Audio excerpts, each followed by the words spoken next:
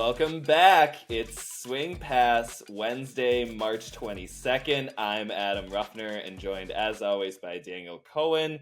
We are just over a month out from the start of the 2023 AUDL season. We could not be more stoked. So today we've got 4 burning questions at the top of our head, kind of a pick'em potpourri, right? And we'll just get right into it.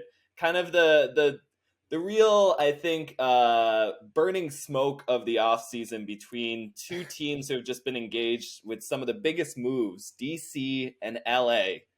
And we were wondering, which is more likely to happen first? DC qualifying for their first championship weekend appearance in franchise history, or this newly assembled Aviators roster getting a playoff win? Daniel, I'll let you take over first. But I'm still chewing on this answer myself. Yeah, it's tough. I think the fact that I've lost track of DC's high-profile signings this year, I mean, I can try to think back. But, they started with the wind chill guys. They got Andrew Roy, Cole Jurek. They added back Joe Merrill. They've re-signed the Norbombs. They added Thomas Edmonds. They just announced Rami Paust. I'm sure I'm forgetting someone in there or a bunch of guys. McCutcheon signing. Oh, McCutcheon, right. That was this week too. That might be one of the more important signings that the Breeze have inked this offseason. That's critical. I mean, you talk about a need fill, that kind of interchanging, versatile lane defender that McCutcheon brings. Talking about shutting down a possible Empire attack with Osgar, Weinberg, Lithia, like Jack Williams. McCutcheon can match up perfectly with those types of offensive stars. That's such an important addition. Sorry, I didn't mean to derail you. No, that's fine. Yeah, because I mean that was just a signing announced this week. So I mean they've just continued the momentum of these big signings throughout the offseason. I've heard rumors they're supposed to get this big name international player too, so I don't think they're done yet. They are clearly coming right for New York, right for their throat, and I don't want to pick them straight up to win the East Division. But at this point, I view it as pretty much a toss-up between them and New York. 50-50. I do think they have a better chance of winning the division than LA has a chance of winning a playoff game, just because there's still so much uncertainty with LA. We haven't actually seen this new iteration, this new era of LA with Pavel, with Jason Valley just announced, signed to their defense. I think DC, because they were this close to beating New York last year, and they've clearly got this huge influx of talent, that is enough to push them over the edge for more likely to win the East Division and finally make it to their first elusive championship weekend. So I can kind of go both ways on this. To agree with you, I mean, I picked DC to win the 2023 championship way back in November or the beginning of December before all these signings. Early. Now, I had a little bit of inside tips at the time that these were going to be coming, but I've liked DC for a long time. I think that the more recent signings, the Norbombs coming back, the McCutcheon signing, that kind of rounding out at the end of the roster is going to be so important for this DC team. And you look at New York, we've kind of had a sneak peek at the back end of their roster. It looks just a little bit lesser than it did last year when they won the title. And so I wonder if maybe DC can gain a little bit of margin advantage there. I mean, there's just so much momentum and so much to like about the Breeze heading into this new season. I think that they're a clear favorite to at least make a championship game appearance, if not win the whole dang thing, especially if they do finally surpass the Empire and make it to championship weekend. But man, as much uncertainty as there is between who will figure out the top spot in the East between DC and New York, I think there's just as much uncertainty around the 2 seed in the West. Now, I think Colorado has pretty much announced its intentions and reloaded to an extent where they look like the odds-on favorite to repeat as West Division champions. But beyond that, I mean, I was as high on Salt Lake as anyone last year. I thought they played amazing in the West Division final on the road in front of that raucous Colorado crowd. They returned the MVP runner-up in Jordan Kerr. They're bringing back a whole host of their offensive and defensive starters. They led the league last year in takeaways, averaging over 12 blocks a game, I think, as a first-year franchise. Just stacked with athletes up and down their D-line roster. They're bringing on Elijah Jaime to plug in for the loss of Joe Merrill. I think as far as like a numbers output, that's going to be incredible for the Shred.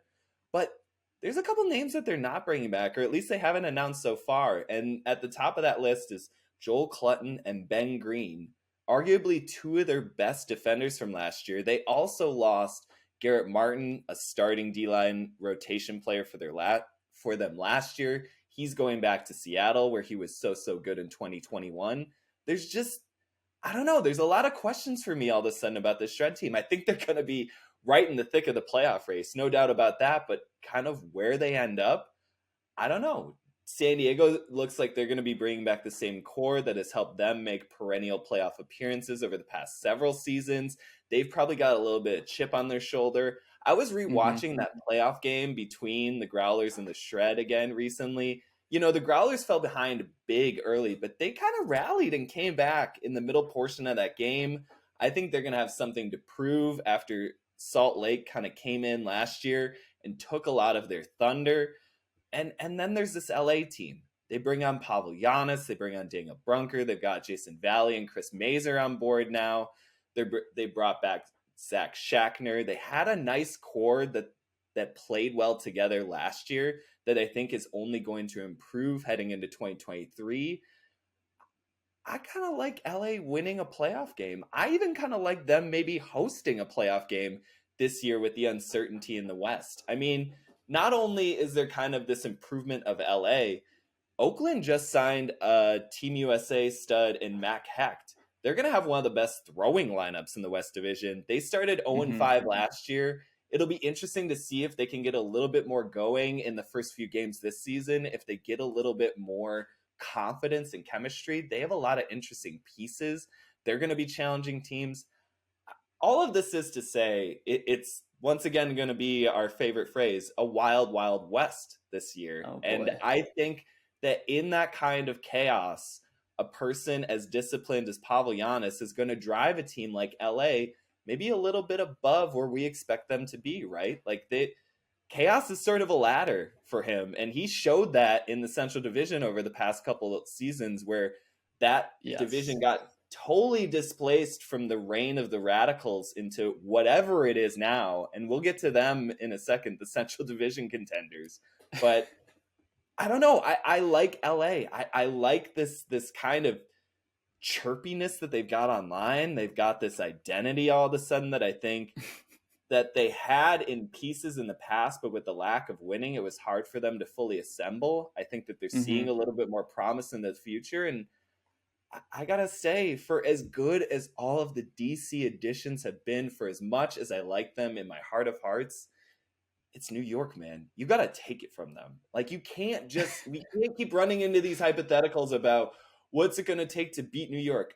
I don't know anymore. It's gonna take me seeing it with my eyeballs and it happening in front of me to really understand what the blueprint is to beat this Empire team, right? I mean, Carolina showed it in the 2021 championship game, but also you go back and watch that and you go, well, New York just missed a couple of execution errors and Carolina basically had a perfect game after their early turnover on offense. So it's like, that's what it takes. You know, you need a perfect game, right? Like that's all it is. And yeah, maybe Carolina's defense did enough to force some of those mistakes, but I don't know. You still look at like the top O-line for New York versus the top O-line for DC, whatever that ends up looking like. And I still favor New York from an efficiency standpoint. Like, I know DC is getting all these great additions, but it's still tough. I know. I still think New York is going to win the East, but you bring up great points about LA. Like, it's kind of like a why not LA standpoint at this point in the West. Like, there's an equal chance of them winning a playoff game as any other non-Colorado team, right? Like, that's kind of how I view it right now. Yeah. So we'll move on. Let's go to the South Division. Our next question is, who is more likely to dethrone Carolina if they get dethroned this year? Is it more likely to be Austin or Atlanta? I mean, it's really appropriate that we called these toss-ups because I'm really of two minds about any of these options. I thought that Austin played a perfect kind of challenger to Carolina last year. They obviously got that all-important Week 6 road win at home over the Flyers, kind of a franchise-defining moment for the up-and-coming Soul team. They played them really well in that playoff game. It was just that the Flyers kind of held a lead start to finish, and so it felt like a very open and closed case of Carolina just executing a team to death, right? Like that's sort of been the Flyers blueprint over the past, 1.5 seasons or so. Yeah. I think Austin has a tough time meeting Carolina on that kind of battlefield. It feels like Atlanta has just a slight more of a familiarity or like an experience in these kinds of rivalry environments to sort of mitigate some of the advantages that Carolina has over so many opponents. So I'm going to go with the hustle for now, but that is honestly just like a me feeling. I understand that Austin had more wins last year, that they've added a couple of really nice pieces this year that I think is going to make them even better, but something about the hustle zone, something about the hustle size and the way that they can match up against like a Jacob Fairfax and some of the receiving options that the Flyers present to opponents. I'm going to go with Atlanta, but I am not confident in that whatsoever. It's hard because I think if you take like the ideal version and like Atlanta playing at their peak, I would agree with you. They feel more likely to dethrone Carolina. But we just never got that peak much last year. And really over the past few seasons, they've just been a little bit too inconsistent with their rosters week to week. They've got some out-of-town guys that only play a handful of games each season. Now, I'm hoping some of that starts to change this year. They already seem a little bit more bought in just based on what I've been seeing on social media, like their preseason practices and get-togethers. Like they just generally haven't been a team that has gotten a lot of like practicing and playing time together, whereas Austin feels very homegrown, very tight knit. Like, and they've been like adding pieces every year. They practice a ton together. A lot of the guys play club and college together. Like, it just feels like a more comfortable group that I trust more. And like that with Najee being the reigning coach of the year and just the overall trajectory of Austin the past few seasons. They went from 3 wins in 2019 to 6 wins in 2021, 9 wins last year. They also have the easier schedule this year. So if they can get to 10 wins and even get the 1 seed in the South, we've talked about how brutal the schedules are for Carolina and Atlanta. Carolina needing to deal with DC twice during the regular season and then beating up on each other for 4 games. It kind of makes me feel like Austin is going to get the 1 seed. And if they can host a playoff game and not have to deal with a second playoff game before that, that makes me feel like they're more likely to dethrone Carolina at this point. So I'm taking Austin. The schedule point is an absolutely brilliant one. And I do think that it's kind of going to be whichever team can stay above the fray, whichever these 3 teams can get that all important home field advantage for the playoffs. It just feels like they're going to set themselves up in such a position to win. And yet on the flip side of that, it's like all 3 of these South Division playoff contenders have kind of defined themselves by being the underdog at points, sort of having to grind through some perceived attrition and break through a ceiling that they probably self-implemented anyways. You kind of talk about the 2021 Flyers and their championship run. And even before that, when Atlanta was kind of feeling themselves as maybe the best team in the league in the middle part of that season, they kind of had that nobody believes in us energy when they beat New York, right? Like, and last year, that was just the Soul's fuel all season was we have the toughest schedule. We're beneath Atlanta and Carolina in the eyes of the pundits. And, they got to break through all of that. And that's how they did it. And so it'll be interesting to see sort of which of these 3 teams can contrive the most amount of, I guess, kindling to set on fire, the most amount of post-board motivation, right? That they can put up for themselves. Because it feels like all 3 of these teams are very much deserving of being maybe in first place in the division, given their play at times. But it's just going to come down to, I think, like you point out, who are they playing in the schedule? Like what is the actual matchups that they're getting? And the Soul definitely feel at an advantage there. Right. We still also haven't seen any of Carolina's roster yet. So I think Atlanta and Austin have basically released their full rosters this year, but depending on what Carolina puts out, I could see any of these three teams continuing that underdog mentality heading into the season. Does it even matter at this point what Carolina really rolls out? We've sort of sniffed around and found out that they are going to be missing some big names that I think will surprise people, but at the same time, they're going to be adding on others. Flyers don't really, rebuild; they just reload. Yeah, they'll be good. They'll be good this year. Speaking of reload, not rebuild, let's jump back to New York for a second and talk about the MVP race. Now, for the last 3 seasons, the MVP has come from an Empire roster.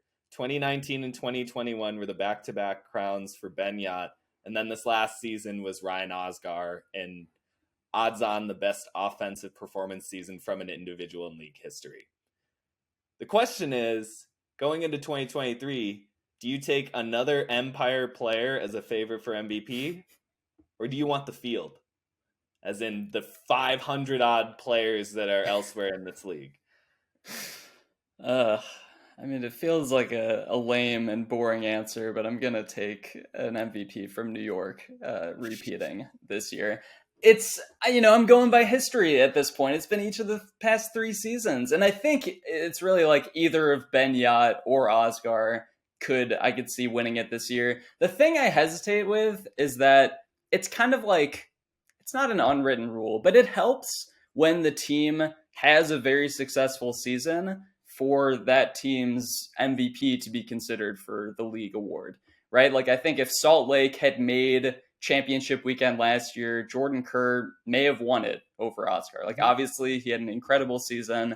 So if New York doesn't make it to championship weekend, that's like falling short pretty significantly of what they've been able to do the past few seasons. So if you have like that disappointing of a season, can you still really have the MVP? And the fact that each of the last 2 years they've been literally like missing a buzzer beater away from not making it to championship weekend, I do hesitate a little bit. But at the same time, New York is still my pick to go to championship weekend and to repeat as champions. So I gotta take someone from their team. If they can repeat as champions, like, I just think it's too hard of a case not to name one of their most impactful players MVP of the league. So just a couple of little bullet points to add to what you were saying. There have been 3 MVPs in league history that haven't made championship weekend, and they were actually in a row. 2016, Dylan Tennell with Atlanta Hustle. 2017, Jonathan Nethercutt with the then Raleigh Flyers. And 2018, Rowan McDonald with the DC Breeze. All 3 of those teams lost in their respective divisional championship rounds. In 2016, it was to Dallas. 2017, Dallas again. And then 2018, DC lost to New York. It was the first time New York would vault past Toronto and make it to championship weekend for the first time since 2013, when the East actually had 2 bids to championship weekend that year. So New York and Toronto both qualified. But anyways, to get back to your point, I think that there's an obvious trend towards picking New York players. The best player on the best team, as you say, usually gets the kind of coronation of an MVP type award. But I think there's a couple of things working against it. One is just the fact that there's been now 2 different MVPs from that team, and maybe even the best player on that team, Jack Williams, hasn't even earned that award yet. So you kind of got a little bit of a split vote on that team already. Not to mention Jeff Babbitt could maybe shoulder his way a little bit into best player on the field argument at times, right? I think the other thing is just general voter fatigue for New York players. I think if New York doesn't win the championship this year, it's really going to impugn an MVP coming from that team. And I do think it really opens up the possibilities to these other teams. The problem becomes the teams that are likely to challenge New York are also depth-based, star-studded rosters where it's going to be impossible to really choose a single individual as elevating the performance of the entire team. I mean, you talk about like the DC Breeze. you've got basically Right. 5 players who you could choose from as far as the best player that's playing for them. I think the favorite is obviously Rowan, but I'm sure Rowan himself would defer from that kind of position on his own team. You look at Colorado, they've got a handful of players who might be the best player on their team in any given game.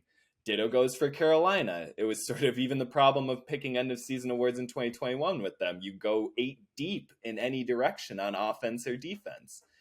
So I guess once again, I'm arguing in both directions here. I think that there's obviously going to be a lot of favoring towards New York and towards them probably repeating again as champions and for the 3rd time in 4 seasons. And yet, if they don't kind of meet that self expectation that they've set, I think it's really a scattering of the chips to the wind. I think it could go any number of directions at that point. We could see something like a vote split of 2016 where you get like a Dylan Tennell MVP season where it's the team, no one really expected and kind of outperforms and outgains where we possibly can say them. Maybe this is the Pavel Giannis MVP season, right? We've always kind of chagrined a little bit his involvement because of how good the pieces around him in Chicago have been. But if he takes all of that winning and moves it to the West Coast and just starts duplicating it, I mean, you've got to look at that too. So I'm going to go with the field. I just think that the Empire have set such lofty expectations that I think any sort of misstep in the pursuit of that goal is going to be kind of a loss of these, sort of frivolous awards that they keep just racking up at the end of seasons. Because, the only one that really matters to New York is that team trophy, right? Like, for as much as they are of course a roster assembled around stars, up and down that roster, all of those guys would give away all of these individual accolades in a second for a 3rd championship in 4 seasons. It is interesting, though, how much we tie this award to expectations. Like, is that the way things should be? Like you mentioned Tennell with Atlanta. Like, I think a lot of that was because they just did a lot better than people were expecting them to. And I don't know, was this a similar thing with Rowan and Nethercutt for the Breeze and the Flyers those years? Like, if the team doesn't make it to championship weekend, obviously they performed well enough to be like, okay, this player is why they had so much success this season. 2017 was tough because I think you saw a lot of the best teams form their best lineups later in the season. You talk about the 2 championship game attendees that year in Toronto and San Francisco. Both of their kind of full strength rosters weren't really seen until championship weekend. I think Mark Lloyd had missed a majority of that season for the Rush and then came back and had a super impactful semifinals and championship games. Same goes for the eventual champion San Francisco roster. Ashlyn Joy was in and out of the lineup. Bo Kittredge, even that year, having joined the Flamethrowers, he wasn't full strength Bo. I remember it was like one of the first years you hadn't really seen him like lay out in a game. He was just kind of getting to that age. So I think that's what kind of happened in 2017. Nethercutt was so obviously the best player on that Flyers team. He threw 70 plus assists. He's just bombing everything. I think kind of the visual aesthetics too of the season that he had, that's one of those seasons where I would have loved to have yardage. I'm sure he threw for like 7,000 yards that season. Anyways, I'm getting off point. I think it would take something like that for it to get to a more dispersed vote or kind of an undercard or wild card, if you will, team producing an MVP candidate. And I don't know if that really happens anymore. I think that 2017 was kind of the last year, the pre-modern AUDL, where you could kind of hodgepodge together a lot of talent for a set amount of weeks and kind of try to make a run. I don't know that roster building, that kind of team construction works anymore. I think that teams like in Austin that we perceive as maybe having slightly less talent, but are a little bit more bought in as a whole, you see those teams more and more excelling, performing to the top. I mean, you even talk about New York last year. Their strength was their buy-in. You talk to those team members, their strength was their second unit defense that just gave other teams hell. And you think about it for a second, and it totally checks in. You've got to deal with these starting line talent of stars on the Empire Then you get to their second unit and they're just still running you off the field. That's demoralizing, right? Yeah. So anyways, I'm rambling. But yeah, no, I think, right. I think it's just going to open up so many MVP possibilities if New York doesn't make it, because yeah, if it's like a DC, Carolina, Colorado championship weekend, like you said, I don't think I would pick an MVP from any of those teams. At least that's what I'm thinking right now. It'd be too hard to single out a specific player. But let's move on to our last question of the day. Going to the Central Division, good old Central, which in my mind, as much as the West seems up for grabs beyond Colorado, I think the Central is up for grabs really in all of their playoff seeds. Which defense do you trust the most in the playoffs this year? So forget about regular season stuff. Just like when it comes down to crunch time and these teams are going to be battling for a championship weekend appearance, who do you trust the most? So fully healthy, full strength, optimal, hypothetical, sure. Ideal world defense. Everything. Yes. If I can also sort of sub over a couple players in spot rotations. Who are you subbing over? Who's your team and who are you subbing over? Who I'm thinking of is Minnesota. If I can take Brian Vanuka and Egg Coffin at times and split some of their playing time and give them a couple of matchups on the defense. That's a tricky one. I like adding them as some super fuel to an already really solid Minnesota defense. And we've seen the wind chill do this at times, particularly in their playoff matchups, is sort of play players two ways and try to emphasize as much of their star power as they can. So I like the wind chill in that, again, absolutely optimal hypothetical situation where I can plug and play whoever I want. But on the mean level, I don't know, man. It's really hard. We were talking about this before we're taping today, because I think in the Central, you kind of have this separation between there's teams with good coverage. Like, I think Minnesota, Madison, they're going to have really good coverage. I think even Chicago at times is going to provide really good coverage against opponents. I'm shaky on all three of those teams' ability to convert this year, with Minnesota having Abe switch over to offense, with Madison last year having so many problems punching in break opportunities, and with Chicago losing a couple of their defensive starters, most notably in Jason Valley. We don't really know what's happening with Nate Goff, arguably the best defender in the division. There's just a lot of question marks, whereas Indy returns most of their defensive starting rotation that just set the historical league record for defensive break percentage. And I place value in that. We saw that continually from the AlleyCats last year. They're not going to surprise you by getting tons of blocks. They're not going to shut teams down. They are like the epitome of a bend not break team.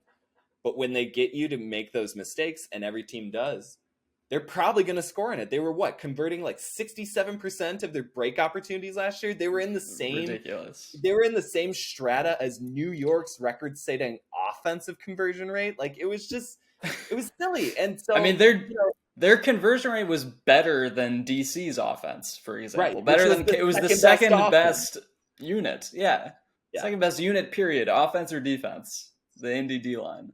Right.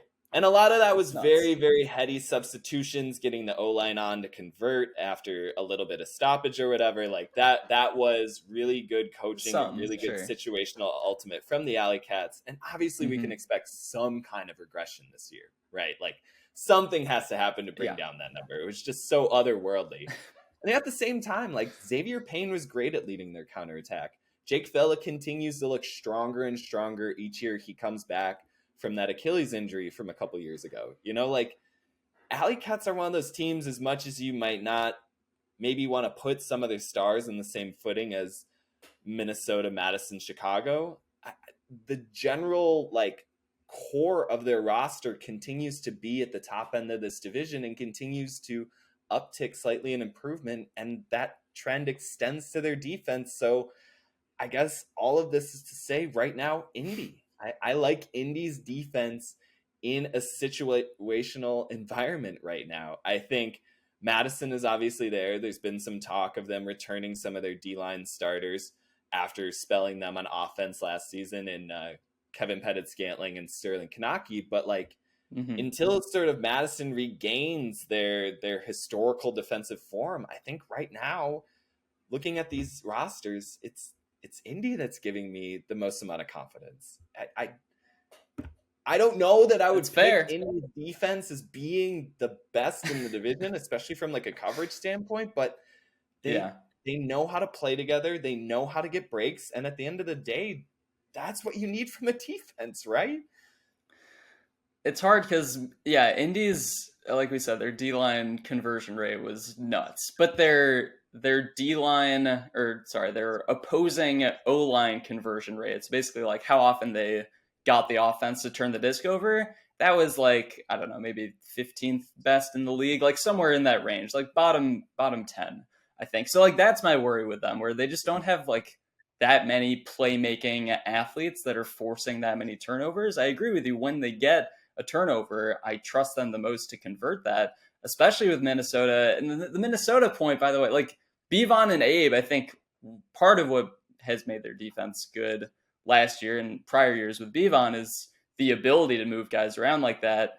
I just think with their offensive losses heading into this year, they're not really going to be able to afford as much shifting back and forth. Like it feels like Bevon and Abe kind of have to be core O-line guys this year. Not to say they won't spot start on defense occasionally, but yeah, I mean, it's a tricky question because we asked it in the form of like an ideal D-line that you can just piece together whoever you want on the roster. So I guess that's my biggest worry with Minnesota, is just like not enough firepower on defense after turnovers. Indy, it's the opposite.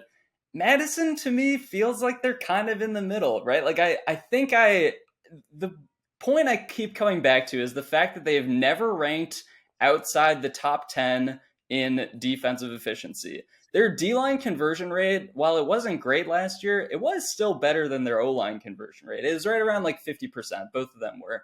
I think they converted 51% on defense. So like they have definitely dropped off since their like super elite days, but I do think there is something to getting KPS and Sterling back on the D-line, playing those positions full time and just having that much more now offensive experience leading the counterattack after turnovers, plus their playmaking ability. Like those are two of the most pure athletes on Madison right now, and they're going to need them to make turnovers or force turnovers. So yeah, I don't know. I mean, there's enough uncertainty with the other teams that Madison is kind of risen to potentially the top for me. But also, and I talked to Adam about this before, I've been talking a lot to head coach Tim DeBile recently, and he has poisoned my brain with Madison bias. So we just talked on the phone yesterday. So that's probably where this answer is coming from. But I am going to take Madison as the team I would trust the most in the playoffs right now. I also just think that like veteran experience, they've all been there before. Yes, it is an aging team,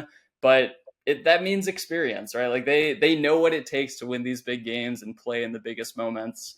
So I think there is a chance they get some of their defensive mojo back in 2023. The big games and those big moments were 5 years ago. That was 2018. You know, you talk about experience. It's the same guys, though.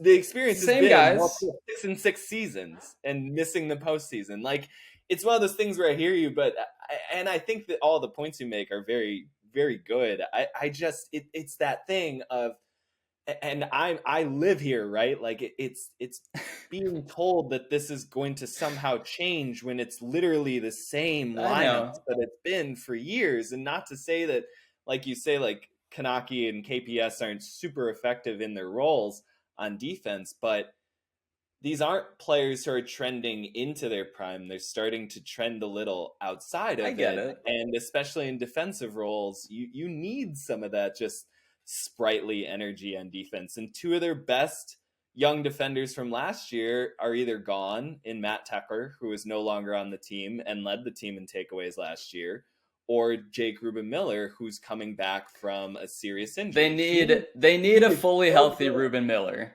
He was so good for them last year. I loved him in that kind of like Seth Meyers spiral where he just gets to like make a read and make a blitz on and I think he is expected to be healthy by the playoffs. Like he will probably miss a chunk of the first half of the season. But yeah, I mean, like he was looking like one of their better playmaking defenders last year. Luke Marks too has also kind of been He's gradually ascending each year. So like they don't have a ton of young guys coming in, but I don't know. I think they might have a decent mix of veterans and like upcoming youth this year. We'll see though. Who knows? Yeah, I mean, the Central Division should just be who knows in giant. I know. I feel like I make like random predictions every single week, every single day with the Central Division, and then I always go back on them. So, see what happens next week. It very much feels like 2019 when the playoff teams were Indianapolis, Pittsburgh, and Chicago for the first time in a few seasons. Of course, It was kind of the coronation of the first few years of Pavel helping build up the Union. Pittsburgh was being led by Max Shepard going off after Pittsburgh was dominant. Like, do you remember they won like 9 of their last 10 regular season games or something ridiculous like that? They were on a tear. That last regular season game, by the way, they went down to Chicago to play. I think it was a meaningless game, but it maybe determined the 2 or 3 seed in the playoffs. Oh man, that game. They dismantled them. It was a game of the week too. It was like, I don't know, 28-14 or something. I was at the game and I just could not believe how dominant Pittsburgh looked. And yet, in all that chaos, quite a bit since who then. Rose to the top, but Indy and their traditional system, led by the same core that is going to be representing them this year, surrounded by some interesting young athletes. Again, it feels like one of those years where we get lost in a little bit of the details, and then it's just whichever Central team has sort of like kept the most steady progress forward. And to me, right now, that feels a bit like Indy, but I think so too. Yeah. Indy as a whole. We're almost down to 40 days, I think, until April 28th opening poll. So we're really getting down to the home stretch here. Less than 40 days, right? Because it's March 22nd. We've got a week and a month, basically. Pretty good. Oh, I don't do math on this show live. I always Well, I also didn't. I mean, a week and a month is what I wanted. I didn't want a number of days. I'm not trying to do calculations while I've got a camera pointed at me, but no, not worth it. That'll do it for this episode of Swing Pass. We will be back again next week, same time, same place. We look forward to seeing you then. Till then, hasta la vista.